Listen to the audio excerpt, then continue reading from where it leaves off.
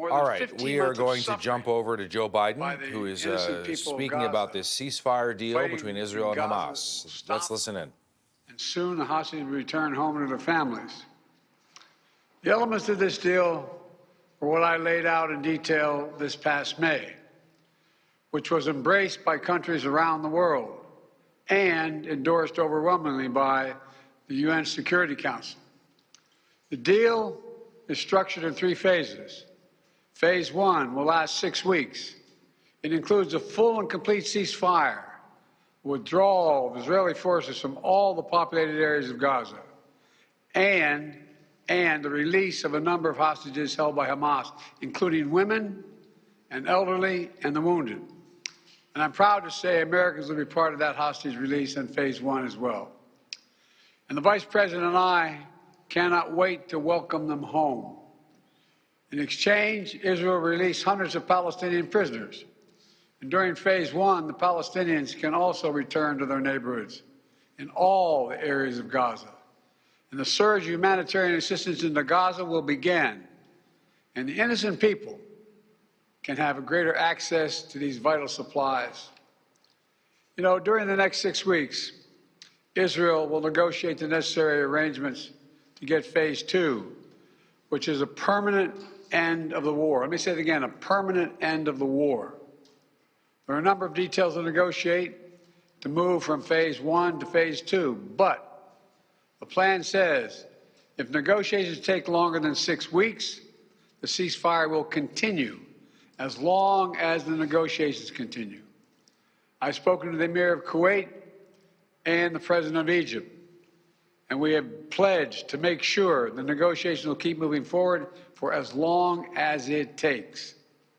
Then, when Phase 2 begins, there will be an exchange for release of the remaining living hostages, including male soldiers, and all remaining Israeli forces will be withdrawn from Gaza, and the temporary ceasefire will become permanent. And finally, Phase 3, any final remains of hostages who have been killed will be returned to their families, and a major reconstruction plan for Gaza will begin. This is the ceasefire agreement I introduced last spring. Today, Hamas and Israel have agreed to that ceasefire agreement and the whole ending the war. You know, those of you who have followed the negotiations can attest, the road to this deal has not been easy. I've worked in foreign policy for decades. This is one of the toughest negotiations I've ever experienced. And we reached this point because of the pressure that Israel built on Hamas, backed by the United States. Hamas's longtime leader, Sinwar, was killed. Hamas's strongest supporter, Iran, launched attacks on Israel. And those attacks failed after my administration organized a coalition of nations to stop them. And after I ordered the U.S. ships and planes to come to Israel's defense, we also shaped Israel's strong and calibrated response, destroying Iran's air defenses, but avoiding an escalatory cycle of an all-out war. The United States also organized a coalition of 20 countries to stand up to attacks by the Houthis, including their missile attacks in Israel. Then Hezbollah, another of Hamas's strongest backers, was significantly weakened on the battlefield, and its leadership was destroyed. With our support, Israel negotiated a ceasefire with them, and after that, Lebanon finally elected a new president who's not beholden to Hezbollah, and he can begin a new chapter for the Lebanese people. All told, these developments in the region, which the United States helped to shape, changed the equation. And so now, the terror network that once protected and sustained Hamas is far weaker. Iran is weaker. Iran is weaker than it's been in decades. Hezbollah is badly degraded. And after more than 15 months of war, Hamas's senior leaders are dead. Thousands of Hamas fighters are dead. And the military formations have been destroyed. With nowhere to turn, Hamas finally agreed to releasing hostages. You know, there was no other way for this war to end than with a hostage deal. and I'm deeply satisfied this day has finally come, for the sake of the people of Israel and the families waiting in agony, and for the sake of the innocent people in Gaza who suffered unimaginable devastation because of the war. The Palestinian people have gone through hell.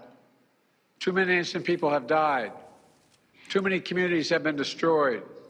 In this deal, the people of Gaza can finally recover and rebuild.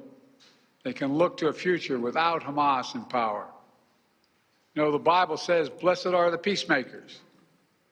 Many peacemakers helped make this deal happen, including an extraordinary team of American diplomats who have worked nonstop for months to get this done. Secretary Blinken led the effort. Secretary Jake Sullivan, National Security Advisor Jake Sullivan, Bill Burns, John Feiner, Brett McGurk, Amos Hochstein, and the Vice President worked relentlessly as we worked to deliver this deal. I'd also note this deal was developed and negotiated under my administration, but its terms will be implemented, for the most part, by the next administration. In these past few days, we've been speaking as one team. This has been a time of real turmoil in the Middle East. But as I prepare to leave office, our friends are strong, our enemies are weak, and there's a genuine opportunities for a new future. In Lebanon, there's an opportunity for a future, free from the grip of Hezbollah. In Syria, a future free from the tyranny of Assad.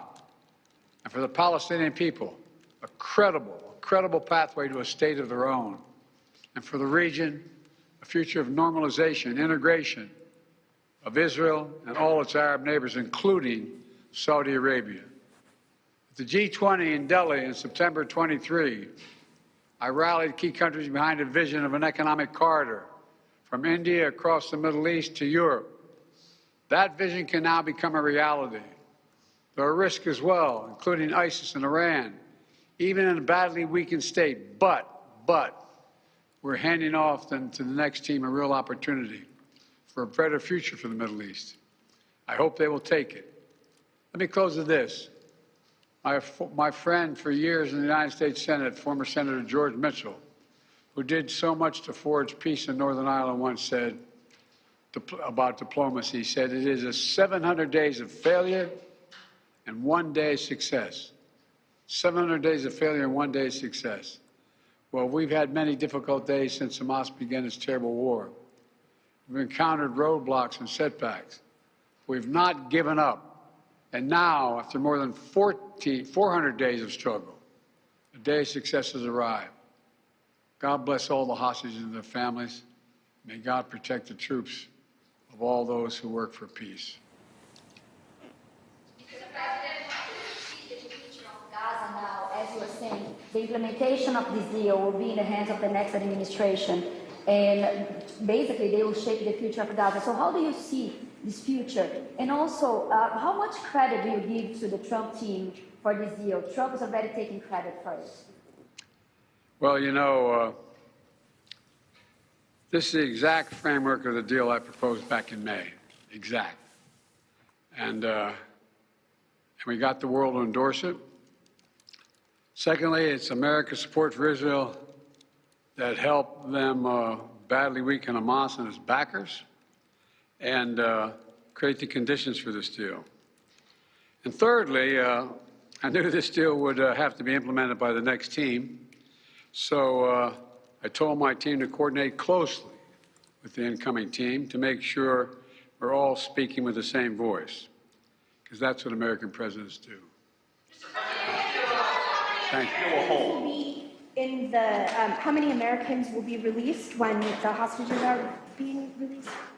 All the exact detail of how many people are being held, how many bodies will be returned and less, will all be forthcoming. All of it, all of it. Thank you.